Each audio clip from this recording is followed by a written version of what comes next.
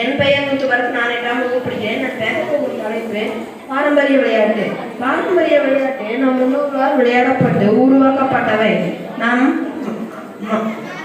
நம் உடலுக்கு ஆரோக்கியத்தையும் நம் உலகத்திற்கு அறிவையும் தரக்கூடியது.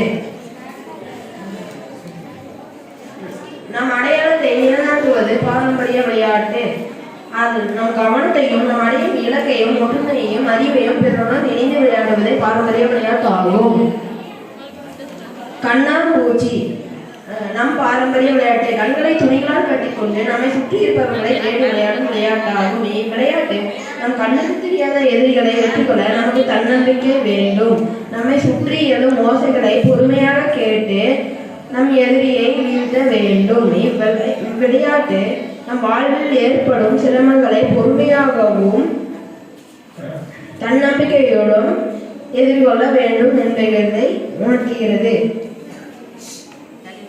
கோழி அடித்தல் மண்ணில் இருக்கும் கோழியை குறிதலாமல் அடித்து விளையாடும் விளையாட்டாகும். இவ்விளையாட்டு நம் முழு கவனத்தோடு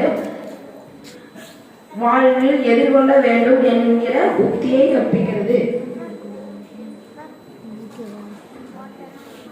சிலம்பம் ஆண்கள் பெண் சிலம்பம் பாதுகாப்பு கலையாக அமைகிறது.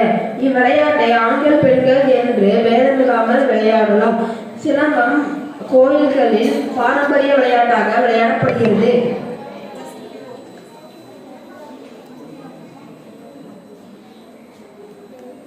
பல்லாங்குழி 12 குழிகள் உள்ள பலகையில் சோழிகளை வைத்து விளையாடும் விளையாட்டாகும். பல்லாங்குழி ஆடுவதால் வீரர்களுக்கு பயிற்சி அளிப்பது மட்டுமில்லாமல் நினைவாற்றல் கூடும். முத்துப்பாண்டி எடுக்கும் முத்தியால் சிறுவர்களுக்கு கணினி திறன் மேம்படும்.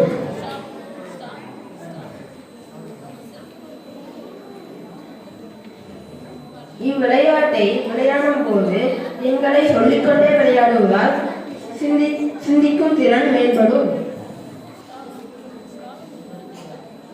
தாயக்கட்டை அடிப்படை கணித அறிவை மேம்படுத்தக்கூடியது.